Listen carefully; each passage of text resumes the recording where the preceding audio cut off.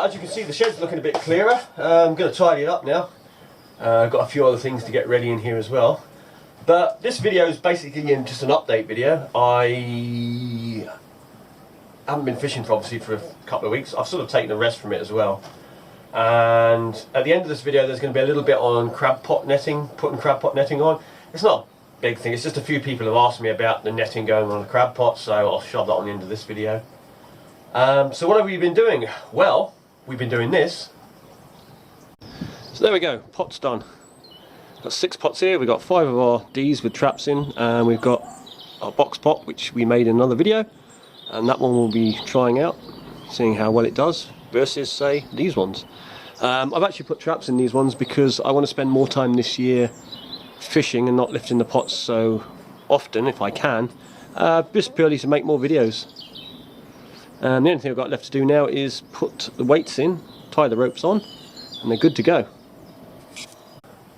So that's the new crab pots done and dusted. They'll be like the replacement ones for ones that I've decommissioned. Some are getting old now, and last year we had such a good summer, like as in weather, that I didn't suffer much damage to any of the pots, you know, to the older ones. Normally as time goes on, because I build them each year, we suffer a bit of damage, so I thought I'd make a few extras and just replace some, even though some didn't really need replacing. But I'll strip down those other ones, take all the plastic parts, any bits that are still any good off them, like sometimes the top net can even be good, because they're built, because I build them and keep them simple, especially with the roping and that, it's easy to pull it all apart and take the parts off and reuse certain parts of the pot. So I'll be doing that. On top of that, we were also able to get this done. So that's the reels serviced. I cracked them all open, packed them with some medium grease. If you're going to do that, just use some light or medium. Don't use heavy grease or you will make it very difficult to turn your reels. And don't put grease on your spindles, particularly your beach casting stuff, your shore stuff. It's alright on the boat ones, but anything you want to cast, it'll slow your cast down. Just use oil on the spindle. And that'll pretty much protect your reels for years. I mean, these ones here are very old. The pen ones. These other ones are only a year old. This is 2-year-old. That one's about 3-year-old. That's a pen one as well, but then that newer pen isn't anywhere as good as these old ones I've got here. But that's all I've done. I mean, all these here have been left out in the boat, and they do alright. I mean, they sit there in the salt air. You can get sealed reels now, but how good they are I don't know, because the trouble when you seal anything, if any moisture or salt air gets into it, you can't. They don't dry out either, so it can have that effect. I always remember my father had an outboard in his boat, and it had 2 hours running time, and then one day the big engine broke down and we needed to use it, and we put it on and it only ran on one cylinder all the way in. So when we got back and we had a look, and all the wires had rotted, even though the engine had never got wet, the wires and that, just the salt atmosphere had rotted away the wires. But if they wanted to build reels which last, which they could easily do, they just go back to using the old brass and using stainless steel, because the old reels, they lasted for many years, and they still do. These are here, I think these are from around the 70s, these ones. This one's later. This one actually I bought when I was 11 years old. It's my first multiplier I bought for the boat. But it just goes to show, if they use the right parts, they can build reels to last.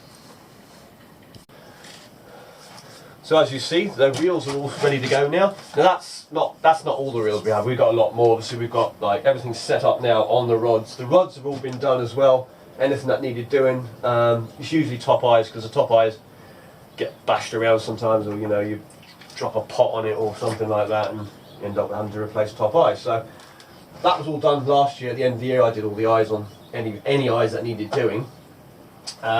Beach reels, I haven't done them yet.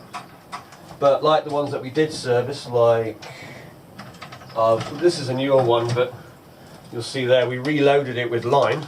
I don't know if you can see that in there close enough. But this line in here actually, it looks brand spanking new, but it's not. All it is when you've got braid, especially on multipliers. I mean, I always put backing line on all my reels, because the very last bit of line you'll never use unless you get a big fish and the fish runs out. Then you want a backing line for it to go onto, obviously. But that back part of the line never gets used, so it's a waste of your line, especially if you buy bulk spools. And I mean, I buy bulk spools. You know, I buy spools like this, of a certain weight, and I buy packs of 6 each time I buy. So I've got like, I don't know, 5 or 6 boxes of this sort of stuff, different sizes and that. Also buy bulk spools, mile long spools. Best way, cheapest way to buy it. So yeah, I always put like backing line on, but with the braid, if you get your braid and your braid's getting old and you know it's getting a bit fluffy and that, yeah, sure, you can cut it off, but the best thing to do is just take it off the reel and reverse it.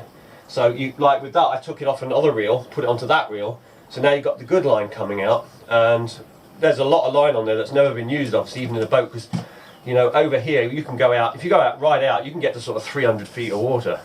I never really get that far, but if I ever do a trip on another boat sometime, I could end up out in that depth. I do end up in 200 foot of water, but most of the times I'm fishing in less than 100. So a lot of line never gets used, so it's pointless taking it off and chucking it out. Just reverse your braid and it'd be good for another year. Anyway, the post arrived as well, and we got this. So our gloves have arrived. They're a bit brighter red than normal, and they feel thinner as well. They're a little bit longer, I think, which is good, because then you don't get bait on your arms when you're doing the crab pots. I just hope they're strong enough to last, because I have bought some before that literally last 2 days, and then others I've had that last a month, but you can never really tell because they make them all the same. These are slightly different. Normally they're like a dark red. These ones are a bright red, which is no bad thing when you're out on the oceans. New gloves. I think they're actually a bit longer, which is good, because when you stick your arm in the pot like that and get the crabs and stuff, the bait always hits you on the arm. So that's why I always have gauntlet ones. You can buy fishing gloves like these blue ones, which are just there, but if you're shoving your arm in a pot, it's alright if you've got a door on, but if you're shoving your arm in a pot, that bait on the neck can sometimes get your arm, depending on where you bait your pots, obviously. So that's why I always wear longer gloves. Plus they're less likely to get water going into them as well, so your hands can stay drier. How long they'll last, who knows? They're very sticky though, look. They stink as well. So that set will be going out with us when we next go. Now we'll probably start with the going out in the dinghy first of all, get a few pots out before the big boat goes down, because I'll be working on the boat as well. So when I go down to work on it, I'll nip out and check a few pots and that, and in between all that, hopefully we'll get the weather. The weather's turned out quite nice at the moment, but how long it will last, I don't know. I'll have to see.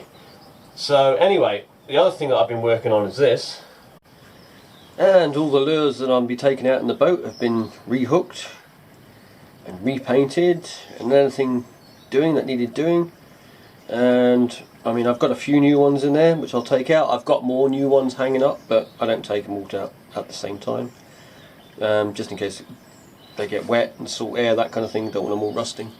So I just take what I need to start with, and we can add to it as we go along. So that's those lures ready to go. We've got our 3 boxes, floating, sinking and soft plastics. So we're all set with that, and we've got all our spare lures. Like I say, we don't take them all as well. One, I don't need that many lures out there, and one time, because of the salt air and stuff will rot them, but 2, you know, if somebody comes along and tries to rob your boat as well, there's always that issue. Now if you ever get a lure that doesn't catch that well, and this is mainly for bass, it works for pollock and stuff as well, give it a coat of white paint. That may help. Sometimes it does, sometimes it makes a big difference. If it's still not catching, then it's probably something to do with the lure. Now I mean, some people sort of think that, you know, if you paint a lure bright orange or bright pink, it'll stand out like a sore thumb. Fish will be able to see it from a mile away. Yeah, they can.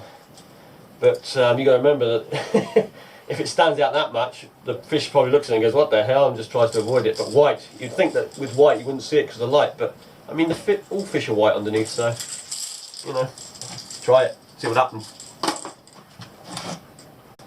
So anyway, now I can start getting this cleared out. I mean, obviously the boat's not going down just yet, but as stuff starts to go out, you know, like the engines and that, in fact the engines is something I need to work on in the next couple of weeks. I just need to change the oil filter plugs in that one, just give it a good check, you know, general check over, give it a run up. Same with the others. This one doesn't need anything doing more than that, just needs a check up. And that one, probably just a new plug, I would have thought, in that one for now.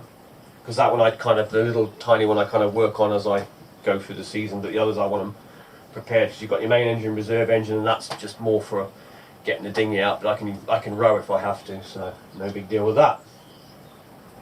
So this week, hopefully we're going to get out. I've got a friend, he's actually on holiday, so he wants to do a bit of fishing and that, so hopefully we can get out. The weather looks alright, so the bill up we'll be able to do that. We are going to be heading down the beach again as well. And right now we're going to show that a bit of the netting and that on the crab pot.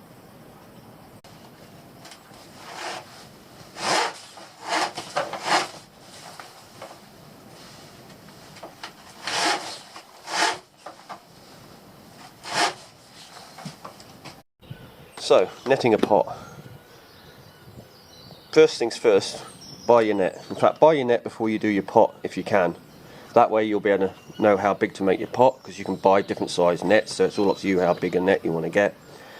The holes are pretty standard. You just buy this net from a crab pot supplier or ship chandler, sometimes fishing shops, it all depends where you live and who supplies you with this stuff. You can probably find it on the internet through companies and that as well. I did look a couple of times, but it's a little bit more tricky because you quite often have to buy a lot, whereas when you buy it from obviously chandlers and pot suppliers, they'll cut off, they'll charge you by the hole. So anyway, you just literally start at the bottom. I normally start down here with the net, roll it all the way over to the other side, and then just tack it with a bit of string or some zip ties to start with. Make sure your net is tight. You can tighten it up with the ropes after, you don't have to tighten it with the string part. So make it tight, but don't make it overly tight. If you make it way too tight, it'll get damaged more when it hits rocks. You want a little bit of give in it, but you don't want it all saggy either, that it catches on stuff. And then afterwards, what you do is, once you've put your net over, you cut the ends out. You'll have to lay over and just cut the shape of the ends. Then you rope all around the base. If you've got a centre bar, you run that. So basically any bar on the bottom you'll rope.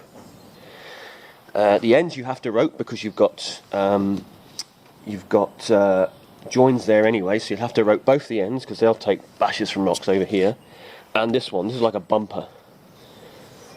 The top one, in my experiences with these pots, I've never had to rope them. I've never really had to suffer any damage up there. The pots don't tend to roll over because all the weight's in the bottom. With metal pots you might have to rope all the bars because the weight is distributed through the metal frame as well, so they can turn over, and I have seen them upside down that before, metal ones, when I've been diving. And finally, just make sure you rope these little bars here as well. Anything that's in this sort of lower region, just to save from abrasion from rocks.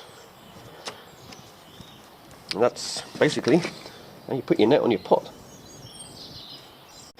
So when you're roping pots, when you put the ropes along here, which protects the pot, when you get to the end, just literally tuck it under some previous rope like this. It'll go underneath. And if you want to make double shore, just stick a zip tie onto the net, or you can use a little bit of string. Just do it out the way where it's not going to get sort of knocked by rocks or damaged. They don't tend to come off. Roping pots. Probably the slowest part of making a pot is roping it. But if you want it to last for some years, it's got to be done. So finally, yeah, bit of wood. This is actually the very first test turn for the new lure. My father's actually making them up on the lathe. He's the expert with the lathes, so he's turning them up. At the moment we're just deciding what size lure, what type of wood to use, this sort of thing. And then we're going to knock on a whole bunch out, and I'll be doing various sort of styles maybe, just to see. We might change the shape a little bit here and there. Putting on some through wires, putting on the hooks, getting a bib on the front, paint them up, and then we'll go and test them. And they're going to catch, don't you worry, they will catch. It's just to see if we can get them to catch really well. But that's going to be, like I say, that'll be a whole video on that later on.